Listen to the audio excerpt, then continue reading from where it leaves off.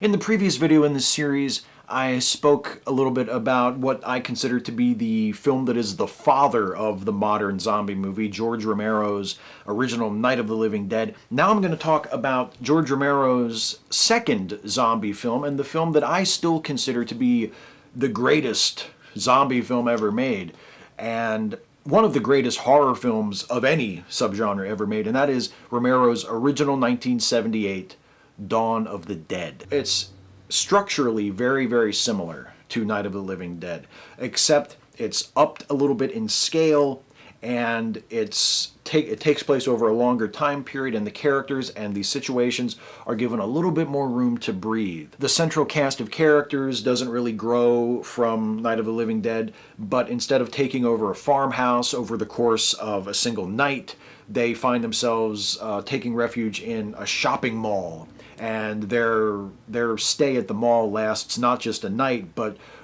several months. They're there for a long time. They really dig in and try to make the most of this situation. And unlike Night of the Living Dead, where the characters are still hoping to be rescued, and in fact, if you watch the original Night of the Living Dead, at the end of that film, you get the impression that the crisis is sort of coming to an end. Dawn of the Dead, not so much. Dawn of the Dead, it's clear from the beginning all the way to the end that the zombies are here to stay. There is no resolution on the horizon. There is no salvation. Nobody's going to swoop in and save these characters and rebuild civilization. The zombies are here. They have taken over. This is now status quo. Zombies roaming the countryside, eating people. This is the world in which they live. And their goal is not to sort of hold out until they can be rescued. Their goal is to survive, is to carve out a life for themselves within this horrible context of a world completely destroyed and overrun by zombies. Society itself is basically in the process of collapsing as the film begins. Romero is more interested in his characters this time than he was in Night of the Living Dead. We learn a little bit more about who they are. We learn about their professions.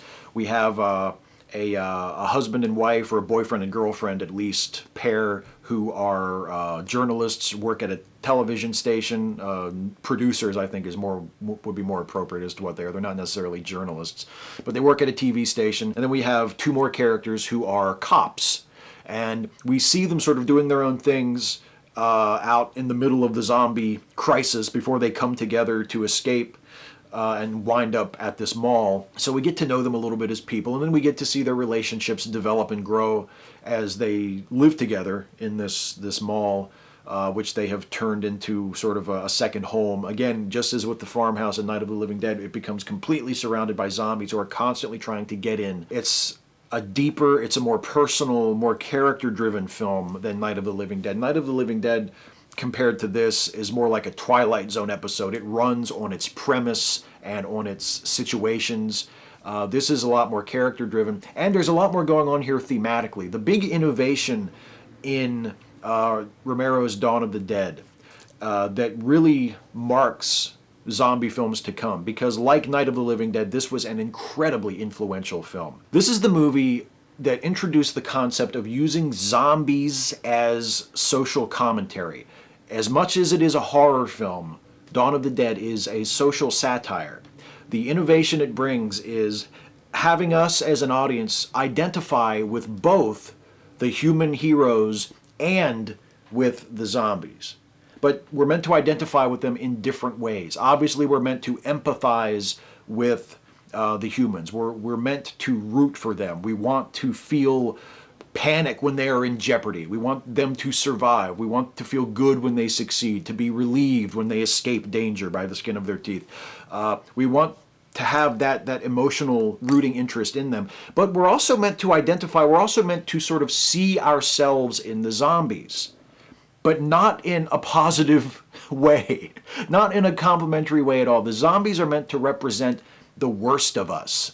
The zombies are meant to represent us at our most mindless, our most easily led. When you see a crowd of people who are made up as zombies, they have sort of a bluish, greenish tint to their skin. Some of them have wounds prosthetically added to their face. Some of them are made up to look like they're missing limbs, or they have holes in their head or something like that.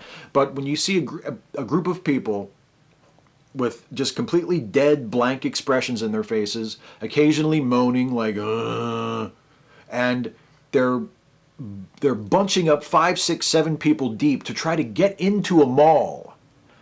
It's hard to miss that point. The idea is introduced that because zombies in the Romero films don't really think, they don't have conscious thought, they're creatures of instinct. And one of the human characters suggests that the reason why they come to the mall as zombies is because it's sort of a residual memory from when they were alive. They wake up as zombies and they just have like an urge to come to the mall.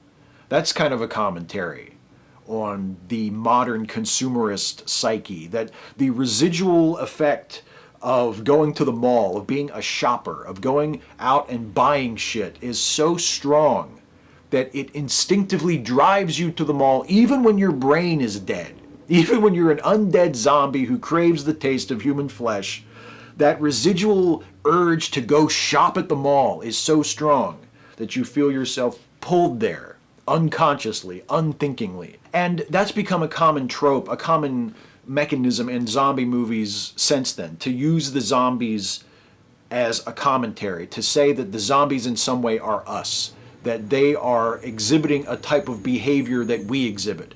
And if you look at those zombie scenes in Dawn of the Dead, and then you compare them to scenes of shoppers on Black Friday in the United States, where people camp outside of Walmart and camp outside of shopping malls Thanksgiving night, so that when the doors open on Black Friday, they can be the first ones in and they stampede through the doors. I mean, it's pretty spot on. It's almost prophetic. If you look at the Dawn of the Dead zombie scenes surrounding the mall in the late 70s, and then you look at how people behave during Black Friday sales today, there's not a whole lot of difference. In addition to that layer of social commentary, Romero also upped his game in terms of the practical effects, in terms of the gore, the level of bloodshed in Dawn of the Dead. This is an incredibly violent, incredibly bloody, gory movie. In Night of the Living Dead, there was really only one scene where we got to see zombies eating flesh and tearing up a body, and you saw them, there was the scene of one of the zombies kind of juggling some intestines. There was another one like chowing down on what looked like a hunk of liver.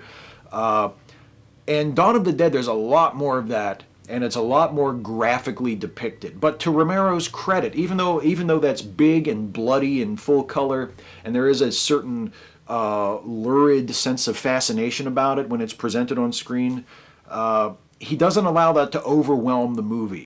And it's done almost with a kind of morbid sense of humor, so that it doesn't feel like it's reveling in it. When you see violence and you see gore in Dawn of the Dead, it can be off-putting, but it doesn't feel as brutal as it does in a lot of other horror movies, because it's presented with kind of a cockeyed view, because there's a little bit of humor to it, because it's not presented as this is the point of the movie.